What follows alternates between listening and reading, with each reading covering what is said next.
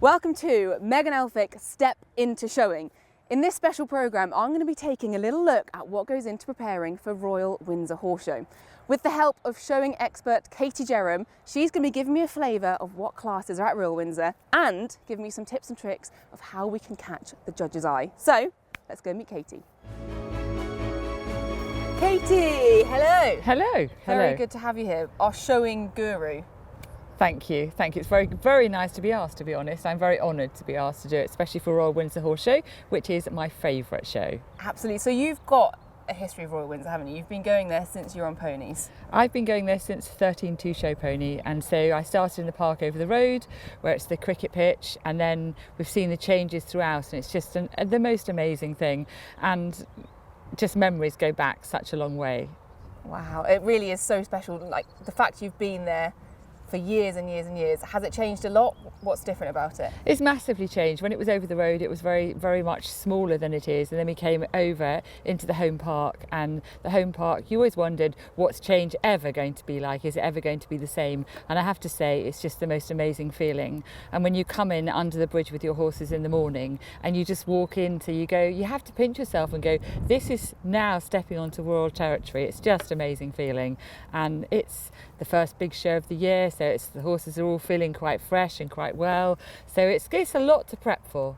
It is indeed. So, speaking of prep, I've heard there's a few things we can do before we even get into the ring to impress the judges. Can you show me them? There's loads. I'd love to show you. There's lots to go through, so we'll go through it. Let's head to the stables. Absolutely. So, Katie, we are now here with your gorgeous horse, Louie. Can you tell us a little bit about him and what he's going to be doing at Royal Windsor Horse Show? So Louie is going in the middleweights. He was due to go there last year in the novices, and sadly, for some reason, we missed the entry, which was like disaster. But so it was a great show. So it's his debut this year. Oh, so wow. Going in the main ring in the Castle Arena, which is just fantastic. I picked him to ride. I've got two middleweights, and the reason being, he's a very big striding horse, as you'll see later, where you have a sit on him. Oh gosh! And I believe that for me, a horse like this needs to go in a big ring like that. They need the ring, they need the space, which is why I've sort of aimed him to go there. Okay. Yeah, I mean, he is absolutely stunning. So we're going to be talking a little bit about Turnout now. Now, he doesn't just come out of the field looking like this. When does the getting ready for a show actually start? To be honest, it starts months ago. We prep them up. I mean, I keep their tails pulled all year round. Yeah. So we keep him trimmed up all the time. His legs, his heels, everything is trimmed up. He's been clipped since January we started clipping him. He's probably had 3 clips since then.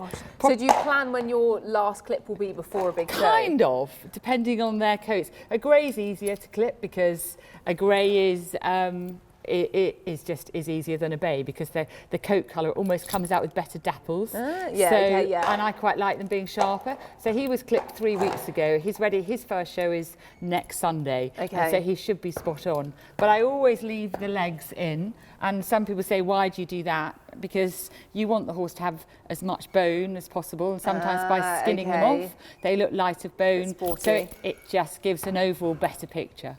And then yesterday you were saying he had a bath with purple shampoo? Yeah, purple shampoo yesterday. Okay. It got left on for 10 minutes to sharpen his coat up. Honestly, wow. Ellie, my head girl, she sort of said, come on, sort of we did that, went and did another one, left him with his purple shampoo on, so it just brought the whiteness out in it. Yeah. And it looks absolutely fantastic, hence him being this lovely colour.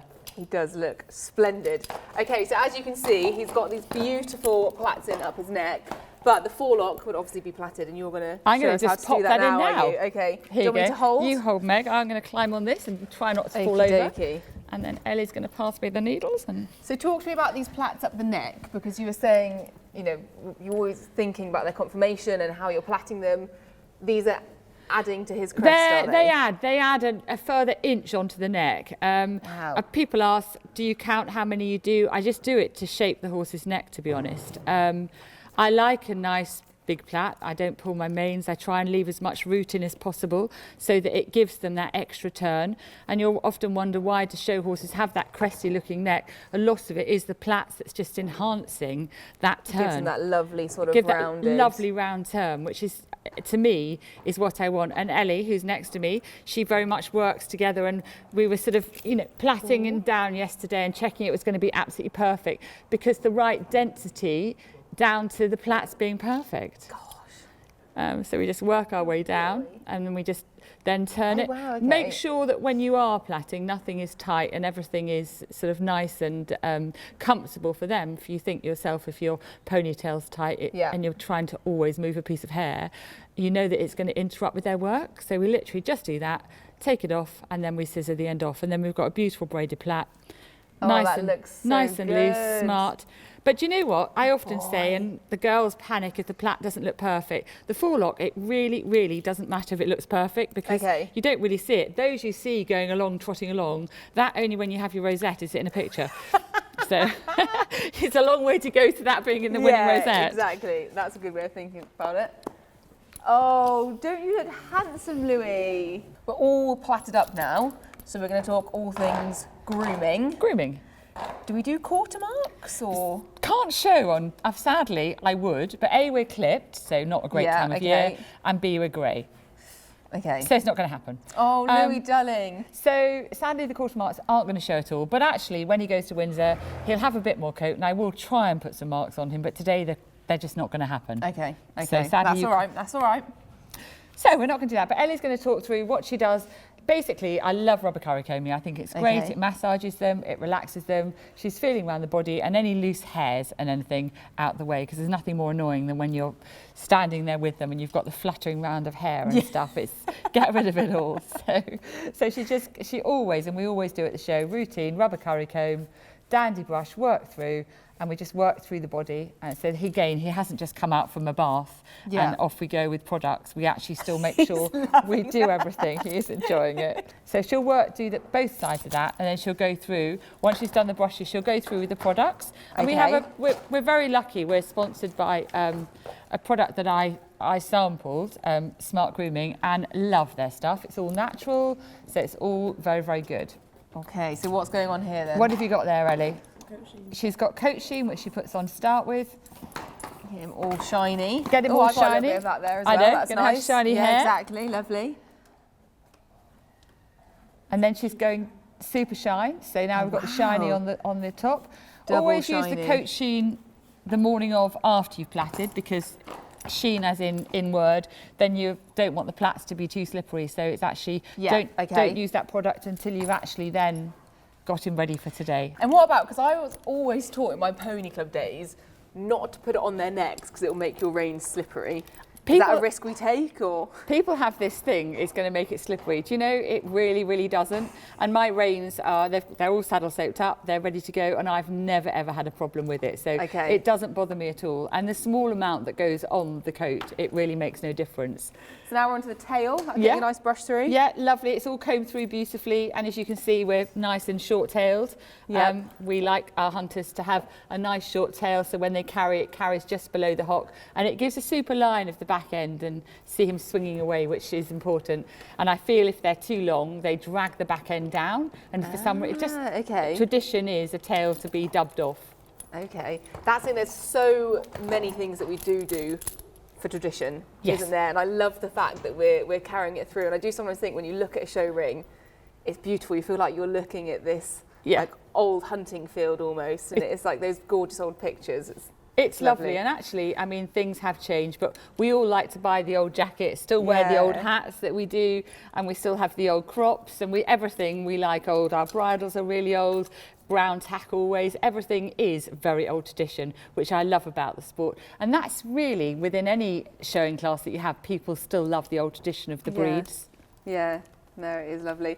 Talk to me quickly about bridles, because you were saying how you choose the bridle depending on their face shape? I just choose it to suit the face, and I always, for hunters, they always have brown tack, flat nosebands. And you'll see a lot of people introducing, which I don't like it, plaited brow band. It's not traditionally correct to have it. I felt like I need to make notes, just like cross things off. Out of the equation. He's quite a long head, so we do nosebands to suit them, and he's a middleweight, and your lightweight would have a slightly thinner one, and then we size them up and size them up, so your lightweight, middleweight, heavyweight, and we size them up to butch their head up, so he's got a very masculine look to him, which he has. Oh, look at you, hunky. Yeah, exactly. Gosh, I love how much goes into it. Every little thing is thought about, isn't it? Yeah. Okay, we've had toes painted.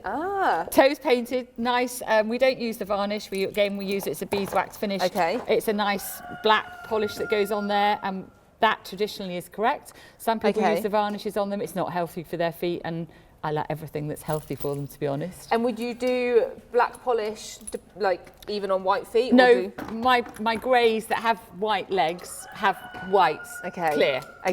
The clear beeswax on them, and then that looks absolutely super. And so that enhances him and makes him show when he's flicking his toes across the ground. It just finishes them off at the end. Yeah. Oh, I was wondering if we were going to do this. Just a little highlighter on his face. No makeups, as in blacks or anything. You can enhance them with the enhancing gloss, which is absolutely great. And again, it's healthy for them. Put that on, and we just highlight the eyes with it as well. But nothing. I mean, I hate black makeup. Some people do use it. It goes all over you, and it's horrible. The horses don't like it, so why do we put it on them? Yeah, exactly. And I think, us as judges, I'm a judge as well as a competitor, it really doesn't win you a class putting black makeup on a horse. Okay, what a handsome chap. Right, I think the next step...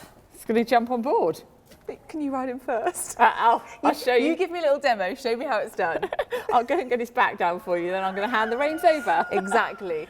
Righty-ho. Okay, hopefully we'll be getting a saddle, and then I'm sure we'll meet you guys in the arena. Lovely. So while Katie warms up behind us, ready for her demonstration, I am joined by the lovely Nicola, who is the entries secretary at Royal Windsor Horse Show, and apparently a lovely cat here as well. So Nicola, just in case my showing career really does take off, how would I go about qualifying for Windsor next year? So you don't have to qualify to compete at Windsor. Anyone is welcome. You just need to be correctly registered with the right showing societies. Okay. At Windsor, we have the opportunity to qualify for other big shows, such as the Royal International in July or the London International in December. Wow, that's amazing. So in theory, if I had the right horse underneath me, I could go to Windsor next year? Yes, you could. I think we've got a part 2 already for this programme. Amazing. So what else can people expect to see at Windsor this year? So we have lots of showing classes. We have over 120 showing classes across the 4 days of the show. Wow. We have them across all 4 arenas. We have national jumping classes on 3 days. We have national driving and international driving. And we have our international show jumping with the Rolex Grand Prix on the Sunday. Gosh, there is so much. And also just a really nice place for families to go out, isn't there? There's food, there's drink. There's the trade stand, so lots of the shopping, and also our new hubs as well. Wow, okay, does sound absolutely fabulous. It's so they're actually in the gardens. So we're lucky enough to be based in the private grounds of the Royal Windsor Castle, with the castle as our backdrop, so we're very spoiled. What a remarkable place to ride. Wow, sounds amazing. So shall we get a little taster of what is to come at Windsor? Sounds perfect. Suddenly looking a lot bigger now. I might have to be getting on, but luckily for me, you're going to give us a little demo first. Are you going to do the show that you do in the ring?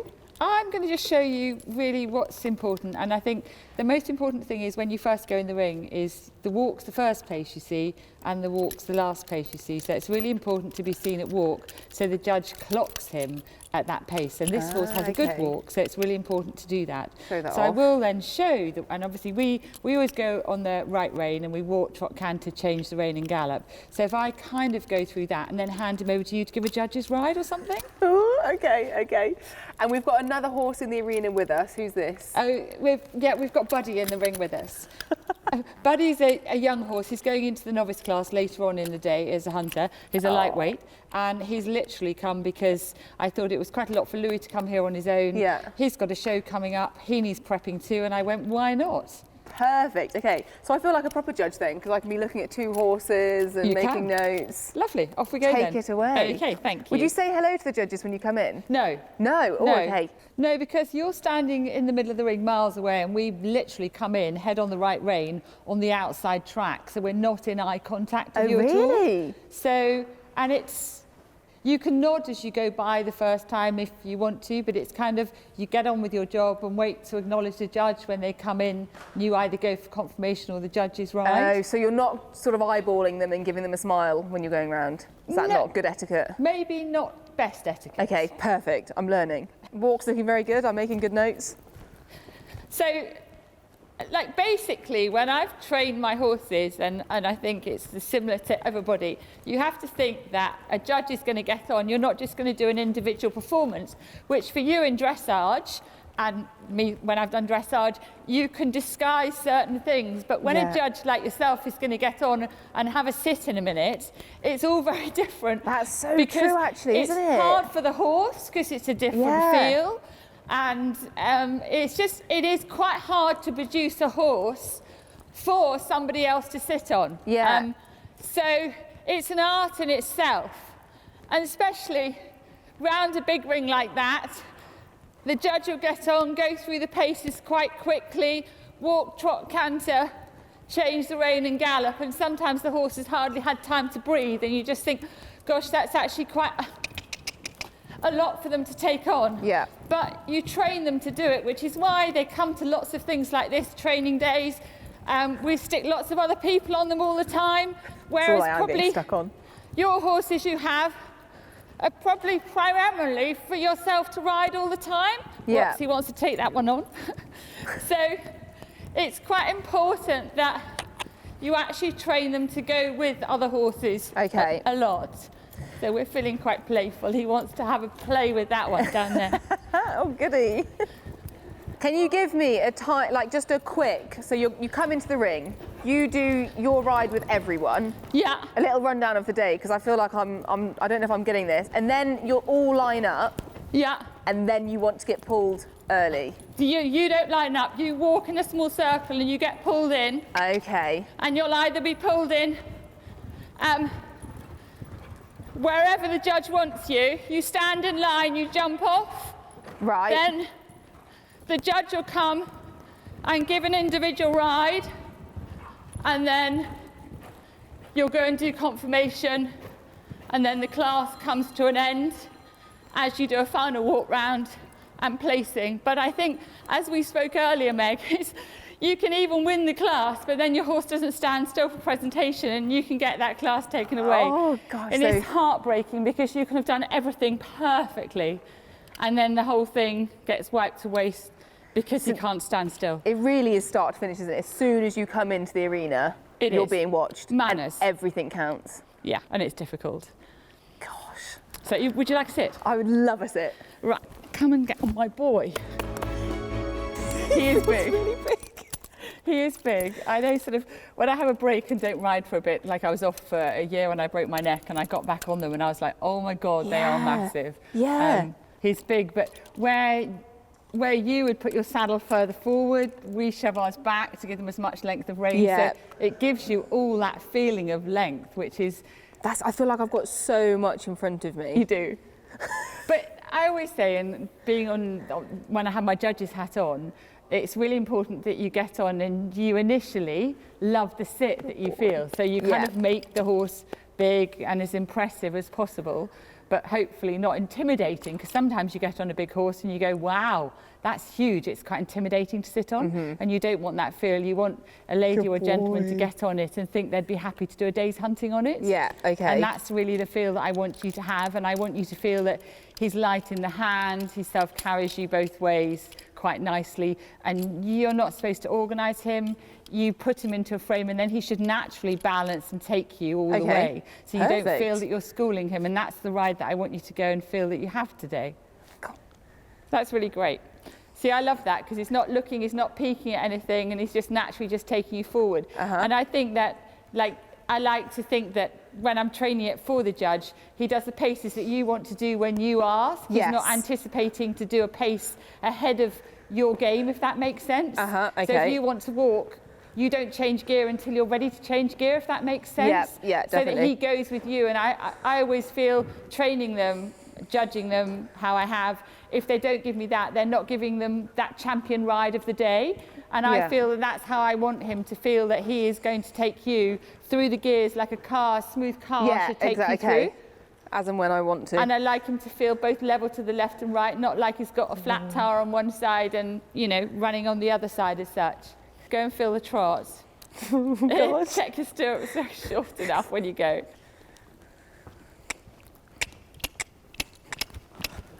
Good.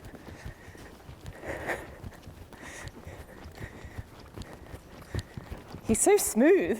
He is smooth for a big boy, isn't he? He is. And you're right, like he's so still in the hand. He's where they should be, and you know, it's training again. You can have the most lovely horse, and it hasn't got that lovely natural still head carriage.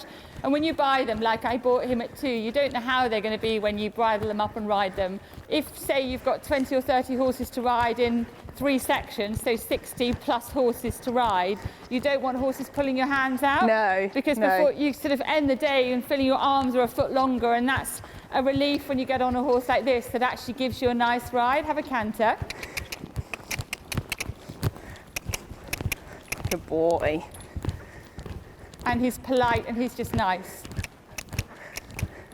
And I always think that it should feel like you're carrying a tray of champagne in front of you and nothing's going to move, and that's how light it should feel, and that's how he feels.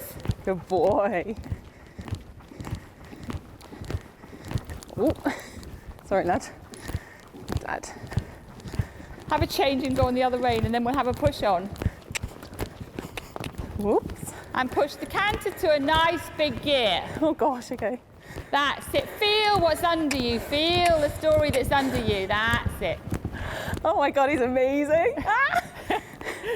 I feel like I'm on a different animal to mine at home. Yeah. He's awesome.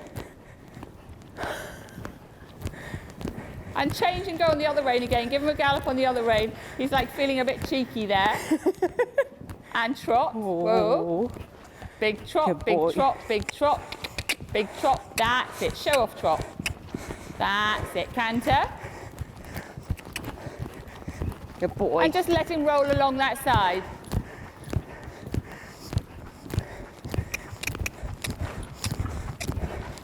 Good girl. Then slow him down for the top and then let him roll along the other side. When I'm in my training, we do lots of this because they have to learn that at any moment they've got to go across the ground. That's it. He's happy. As soon as I stood up, he was like, oh, it's showtime. We're going. That's lovely. So that's how I want him, nice and bold and happy and bonny in the ring. And he's exactly that horse. Good boy. And then just go down to trot and have a nice trot just to finish off, and think if you pick your reins up, he'll just show you a bit more trot. Okay. So not with speed, with length and energy to his trot. A bit too fast. Oh.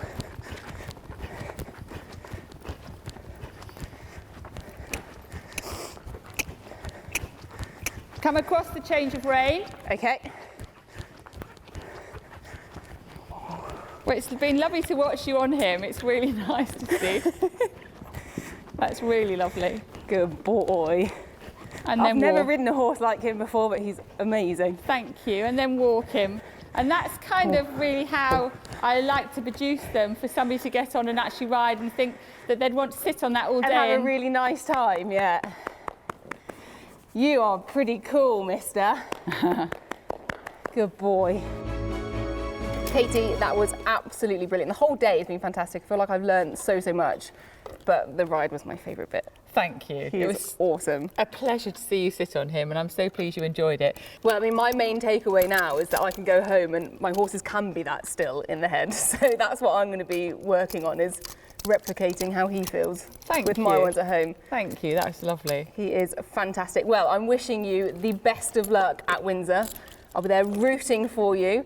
But for anyone else that is wanting to stay up to date with lots of the action at the Royal Windsor Horse Show, then you can on Horse and Country, or if you're interested in going, then you can head to their website. But for now, you've got to go in and do more prep work, so it's goodbye until Windsor.